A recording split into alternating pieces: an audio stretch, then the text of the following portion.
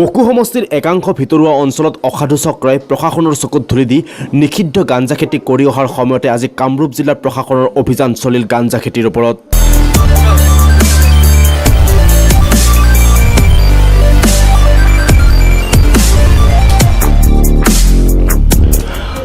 এই গাঞ্জা খেতিৰ বিৰুদ্ধে কামৰূপ জিলাৰ অতিৰিক্ত আৰক্ষী অধীক্ষক ডেইজি গগৈৰ নেতৃত্বত ৰাতিপুৱাৰে পৰা চলে তীব্ৰ অভিযান।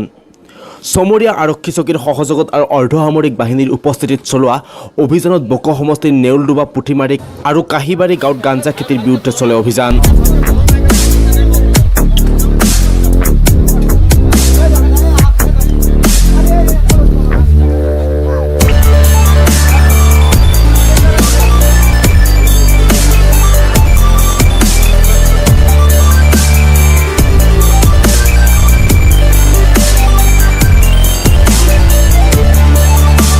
উল্লেখযোগ্য যে কামৰূপ গ্ৰাম্য জিলাৰ সংখ্যালঘু অধ্যুষিত অঞ্চলত দীৰ্ঘদিনৰে পৰা একাংশ দুষ্ট প্ৰকৃতিৰ লোকে নিষিদ্ধ গাঞ্জা খেতি আৰু অনুজ্ঞাপত্ৰবিহীন মদৰ দোকান চলাই থকাৰ কথা জানিও নজনাৰ ভাও লৈ ৰাজ্যৰ বিয়াগম আবকাৰী বিভাগে মাহিলী বৃহৎ পৰিমাণৰ কমিশ্যন সংগ্ৰহ কৰি অহাৰ গুৰুতৰ অভিযোগ উত্থাপন হৈছে। পুঠিমাৰী কাহিবাৰী নেউলডুবা আদি ঠাইত আমি অভিযান চলাই ভাঙৰ গছ আমি উচ্ছেদ কৰিছোঁ। ভাঙৰ গছ প্ৰায় 500ৰ ওপৰ হ'ব আৰু কেইবাঘৰ মানুহৰ ঘৰতো পোৱা গৈছে। কোনখন গাঁও আছিল বাইদেউ? পুঠিমাৰী আৰু কাহিবাৰীত আমি অভিযান চলাই বেছি সফল হৈছোঁ। এতিয়া কিমান পৰিমাণৰ মানে হ'ব বুলি আপুনি অনুমান কৰিছে? তো গছৰ সংখ্যা 500ৰ ওপৰ হ'ব। ওজনটো এতিয়ালৈকে কৰা হোৱা নাই।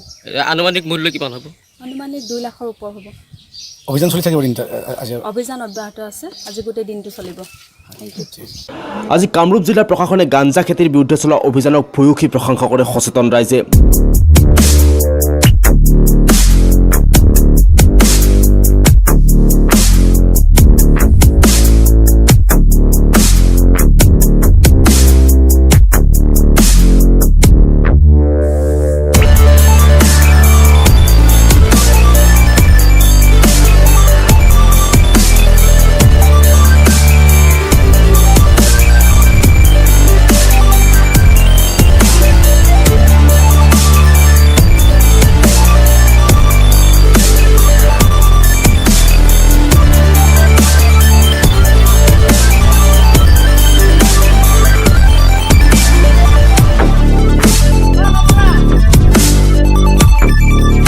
News desk report, news 8 north east.